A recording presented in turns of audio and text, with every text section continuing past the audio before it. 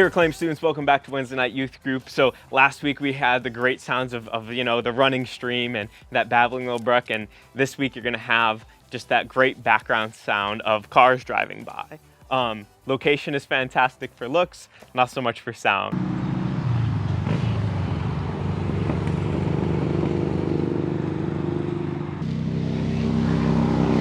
Motorcycle.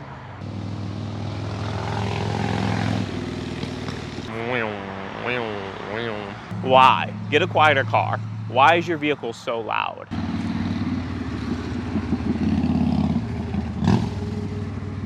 So I want to ask you a question. Have you ever been in a spot where you're really thankful for a friend for giving you a heads up, even though it might have been a little awkward for them to do so? You know, maybe it's a little awkward for them at first, but you know that ultimately they mentioned it because they were looking out for you. They cared about you. Maybe they gave you a heads up because you had something stuck in your teeth, or maybe your fly was down. Maybe they're giving you a heads up saying like, hey, you got a little mustard right there on the corner of your face. Or, you know, maybe they're saying like, hey, shh, be quiet.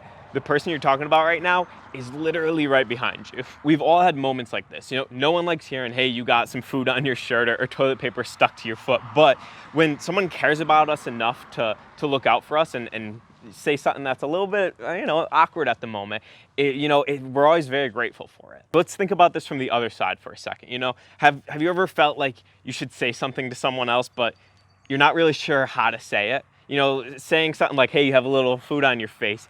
It can be a little awkward, but it's not that big of a deal. But sometimes the things that you want to bring up to the person, it's a lot bigger than just saying, hey, you have a little food on your face. You know, maybe it's saying the relationship that you're in right now, it's not good for you.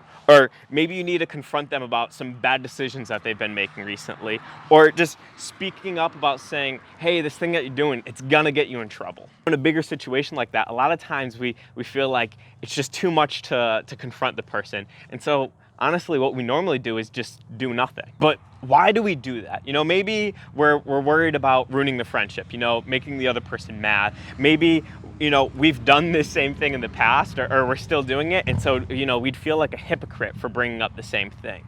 Or maybe we just think, you know what, they're not even gonna listen. What's the point? I'm just gonna waste my breath. Or, you know, maybe we're just going, I wanna say something, I just don't know how to say that thing. Now, some of you may be going, look, Eli, I have no problem with this. If I have a friend who I think is doing something stupid or looking stupid, I'm gonna go right up to him and I'm gonna let him know. And maybe that's the problem. When you do bring things up to your friends, they don't really listen and they sort of just get mad at you for a little while, but you're like, look, I told them the truth. That's not my problem. No matter what side you're on, don't worry. You're not alone.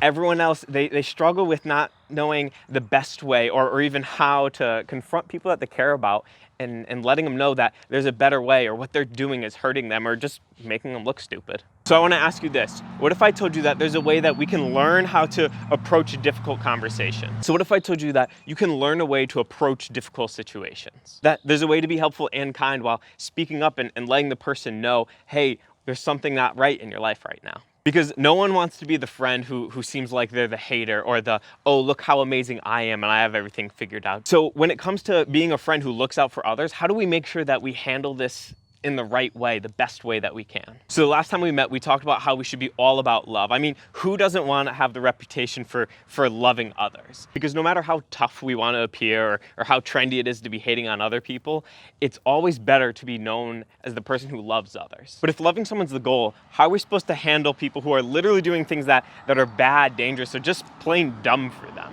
You know, are we supposed to just avoid them? How do we confront them without making them more mad? You know, in a situation like this, a lot of times we go, I don't know how to love this person who's doing stupid things. Paul actually talks about this very thing when he writes a letter to the people of Galatia. And so here Paul gives some great insight on this. He says, dear brothers and sisters, if another believer is overcome by sin, you who are godly should gently and humbly help that person back onto the right path. And be careful not to fall into the same temptation yourself. So Paul's saying here, if there's someone who we care about, who shares the same values as us, and they're slipping up on those values, it's our job to not only go and have a conversation, but to literally help them out during this struggle of theirs. Now, there's a lot that Paul isn't saying here. He isn't saying you are personally responsible for making sure that your friends make wise choices. He's not saying that. And he's also not saying that by helping your friends, you should put yourself in a position where you might make those same mistakes. But he is saying with humility and gentleness, you and I, we can help people who are struggling to make the right choices. And Paul continues in the next verse here. He says, share each other's burdens, and in this way, obey the law of Christ. How do we get back on track? He says here, by carrying each other's burdens. So think about it this way. In the world of weightlifting, there's someone who's also really important. It's a spotter.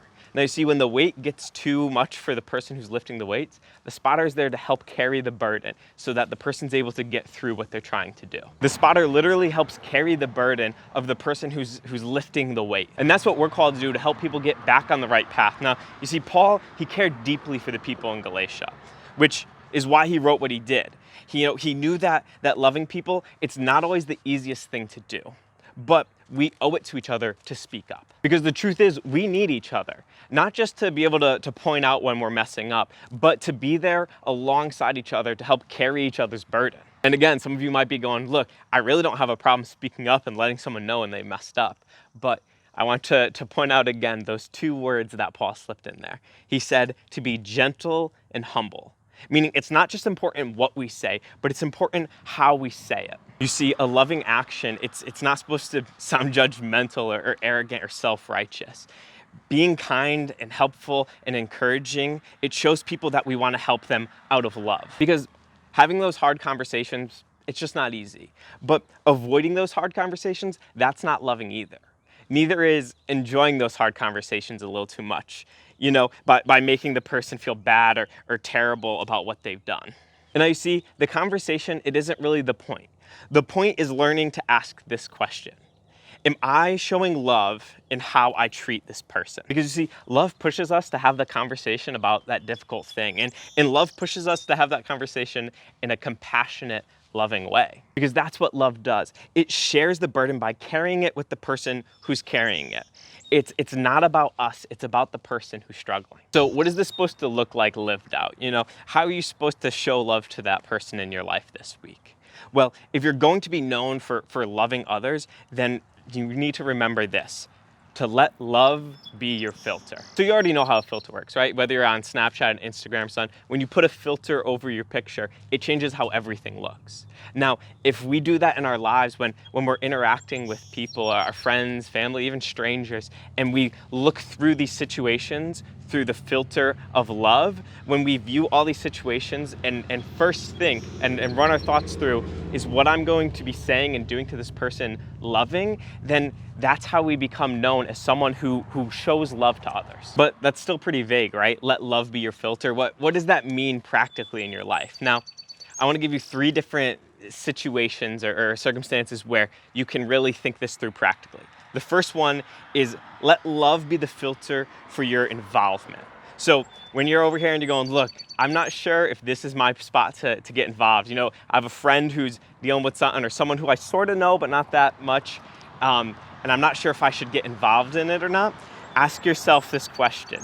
Is what I'm going to do, is my motivation to get involved in this person's situation filtered through love, or is it more that I just want to know the details of what's happening? So the second is to let love be the filter for your words. So ask yourself, hey, would I want someone to speak to me like this? If someone said this to me, would I find it loving? Or would I think that they were trying to say, hey, I'm right and you're wrong? Because we're not here to just point out other people's flaws. We're here to help them carry their burdens. And lastly, let love be the filter for your actions and reactions. So when you're interacting with a friend, ask yourself, is what I'm doing loving?